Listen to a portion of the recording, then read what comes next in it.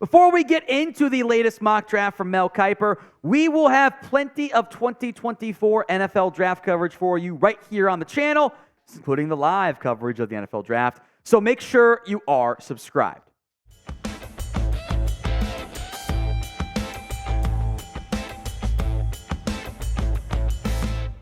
There's a new mock draft out from ESPN's Mel Kiper, who he tried to hype as his first crack. No, it's like your seventh crack, but it's fine. It's fun. We love mock drafts here at Chat Sports. That's why we do one each and every single week at minimum. At number 1 for Mel, Caleb Williams. The Chicago Bears picked their new quarterback there. If I had to guess, and again, it is January, still a lot to be decided there, I think Mel was right that Williams ends up being the number 1 overall pick. Now for a shocker. Jayden Daniels off the board here at number 2 overall. No, there's no coach yet, so I think we're maybe trying to get a little, buzz going for the mock draft. I like Daniels a lot. I would not take him over the number 3 pick, Drake Maye. I think Maye gives me some Justin Herbert vibes in a very positive sense. Both these teams need quarterbacks, so if one's there and they believe in them, you have to take them. I just think that I think Maye brings you a little bit less chaosness. Like, Daniels is electric. He's awesome. He's fun. Don't get me wrong. He's worthy of a top 10 pick as far as I'm concerned.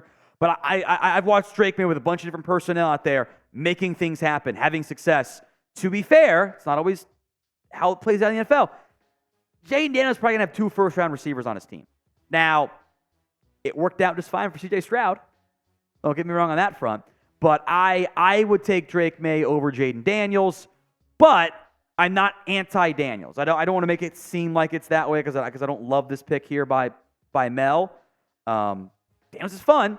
I wish he protected his body more. He's out there playing like Josh Allen sometimes. He does not have the body armor that Josh Allen does, and that is a concern for me. So do you agree with me or disagree? Pick a quarterback. DM for Drake Maye or JD for Jayden Daniels. Let's say Caleb Williams goes number 1 overall. You are the Commanders. Who are you taking with that number 2 pick? DM for Maye, the UNC quarterback, or JD for Daniels, the LSU quarterback. Number 4 is Marvin Harrison. This is the easiest pick in NFL history, barring chaos. If you're the Cardinals, you need a receiver. You have the best one. I've scouted in my brief time doing this. Boom. Done.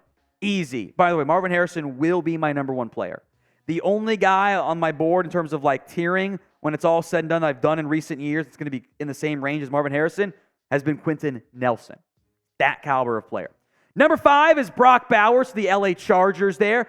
Can argue receiver or offensive line for me.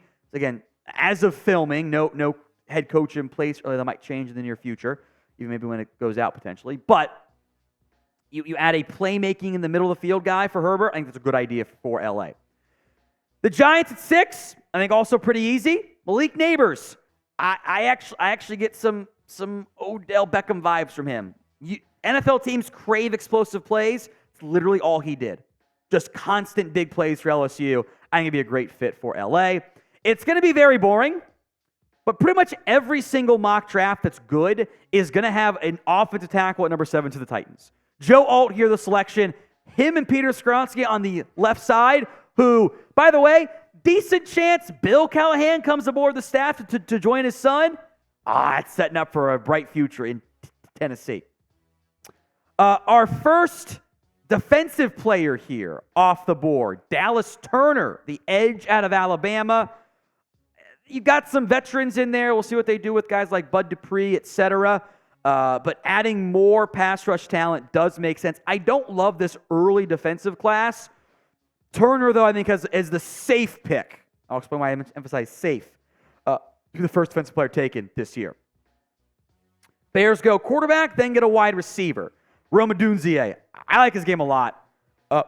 Really fun receiver who, in last year's class could have been in the number 1 receiver conversation, but he's stuck behind 2 great players in Marvin Harrison and Malik Nabers. He and DJ Moore, you got playmakers now for your new franchise QB. Defense also very much in play.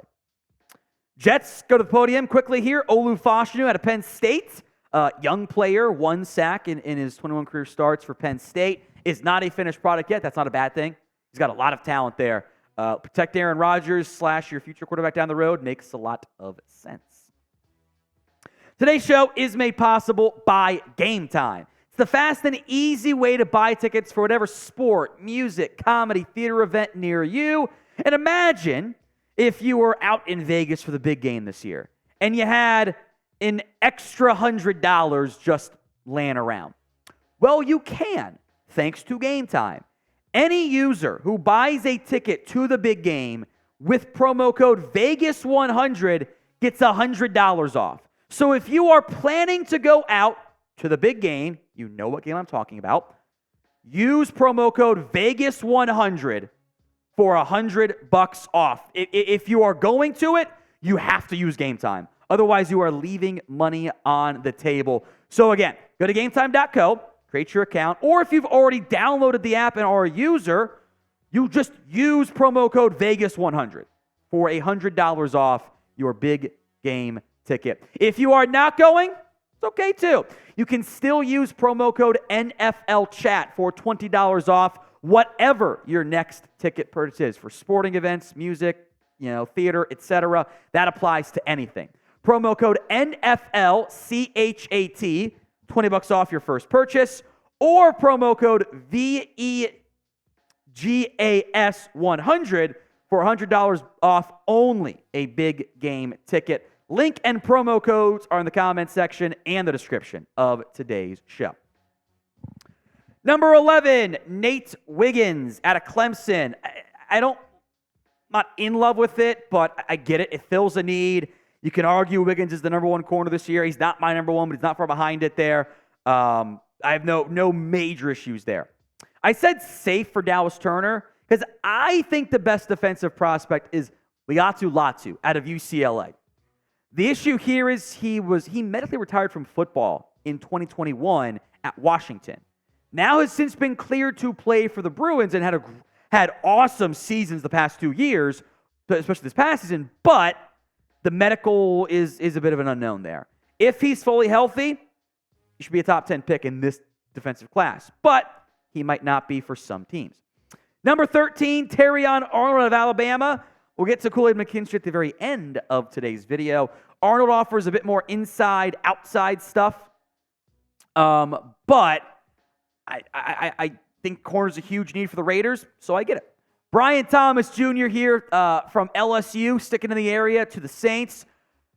Teams typically love 6'4" receivers who can fly. That's what Brian Thomas is. I would not be shocked if he goes just before Keon Coleman here. Now, Mel mocks this as a basically Michael Pittman Jr. replacement, which is fine. Coleman is one of the younger players in this year's class. I love drafting young guys because they're really good as young guys. Imagine how they'll be in 2 or 3 years as they continue to mature. So receiver with Coleman and Richardson plus Downs and Pierce, that's fun. Here's J.J. McCarthy, number 16 to the Seahawks. The Geno Smith contract is fairly team-friendly, but they might try to upgrade. McCarthy is a massive boomer bust prospect. He has some great pros, mobility, arm strength. Some of those throws look just super, super impressive. There's also moments of he's not making that many actual NFL throws. It's all play action and rollouts. And if a team could only design a rollout right play, McCarthy would be the number 1 pick in the NFL draft every year because he's awesome at it. But there's still a lot of growth left to be done. But he's also way younger than Nix and Penix are. Imagine if McCarthy spent 3 more years in college. That's where he'd be age-wise. So massive boomer bust pick here. Seattle, depending on who they go with the quarterback here, might be intriguing. So should J.J. McCarthy go in round 1? Y for yes, N for no. Go ahead and sound off for me in the comment section right now. I am a big fan of Cooper DeJean's game. The cornerback out of Iowa did break his leg in November. He can play inside, outside, safety. Jags need secondary help. It just makes sense. Also, this Bengals pick is going to be a very popular one. J.C. Latham, a right tackle for Alabama, who would potentially replace the other right tackle from Alabama the Bengals have. That's Jonah Williams. He's a free agent. 1-for-1 swap. It just makes sense. Jared Verse, inconsistent at times at FSU, really dominated down the stretch this year, but was kind of MIA for a good half of the season. You pair him with Byron Young and Kobe Turner, two young, talented defensive linemen. I like that trend for the Rams, who quickly turned things around, right? After a little reset year. Funny how that works. Kamari Lassiter out of Georgia to pair with Joey Porter Jr. A couple other corners I like more, but they didn't really throw his way, and that matters a lot for me. Teams aren't throwing your way in college. I think that means you're pretty good. Number 21, Troy Fontenot out of Washington to the Miami Dolphins. He can play left guard for you, fill that kind of need as a tackle for the Huskies. Probably going to play inside in the NFL. Taliese Fuaga, the pick here for Philadelphia. Now, few teams really stick with the big key positions in the same way that Philadelphia does of, receiver, offensive line, pass rush, corner, or quarterback in the first round. They also just drafted Tyler Steen, who I thought was going to be a tackle option for them in the third round. Maybe it's not. I get Lane Johnson is old, but you're probably going to have to fill somebody in at guard. And maybe their path here, as I kind of talk myself into this, because Mel mentioned only Lane Johnson. Maybe what you would do is put Cam Jurgens in at center and put Fuaga in there on the right side somewhere, with Steen on the right side somewhere down the road. Maybe that's your best path. But that defense needs help. So to pass on defense, it was kind of surprising to me. I like this Jerzon Newton pick back on the positive side here. Impact 3 technique type. It's exactly what the Texans need as they continue to move forward into the D'Amico Ryans focused players. Who is your favorite prospect in the 2024 NFL Draft? Sound off for me in the comment section today. In my latest Cowboys 7-round mock draft, I had the exact same pick. I hate when Mel does that, or when the unfortunate luck happens that way, I guess. You plug Jordan Morgan in there at left tackle. You keep Tyler Smith at left guard. Now you've stabilized your future on that side. Number 25, Kingsley Suamataia out of BYU. Say that one 10 times fast. David Bakhtiari, I don't know if and when he's going to play again. Suamataia has left tackle upside coming out of BYU. Big person, big man, adding a left tackle. I will never be mad about late round 1 offensive line picks, unless it's who was the Eagles firefighter guy?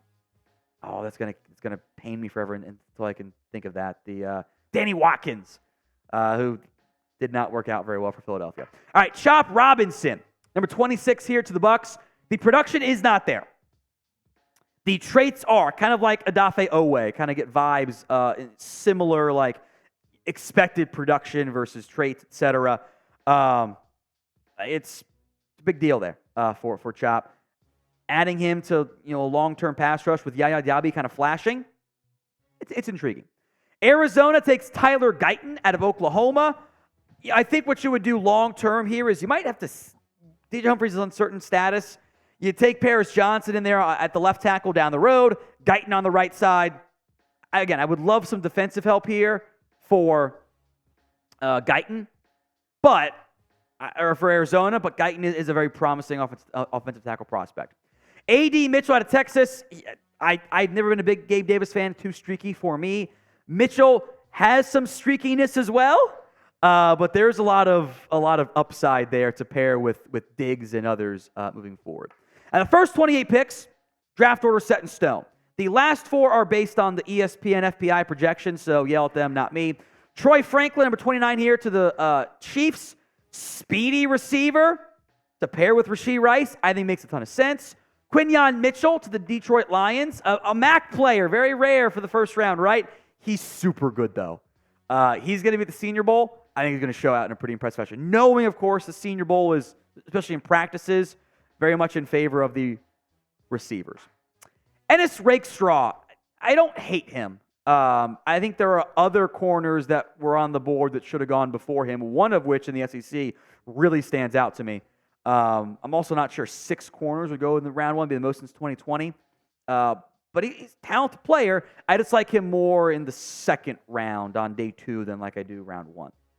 Love pick 32, though. Amarius Mims out of Georgia has not played that much, but also never allowed a sack in college. Also, it was like a half season of pass snaps, 372. So, it's kind of chaotic there. Could be a right tackle short term. I think has upside to be a left tackle down the road as well.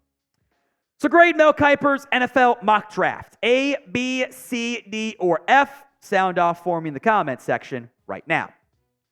But before we go, some top prospects not included. Bo Nix, I don't know where he's going to go. I think he could go, mid-round 1 to third round or even, early 4th. It's a tough eval, to be honest. I like Graham Barton a lot. I think he's a very talented offensive lineman who can play all over the line.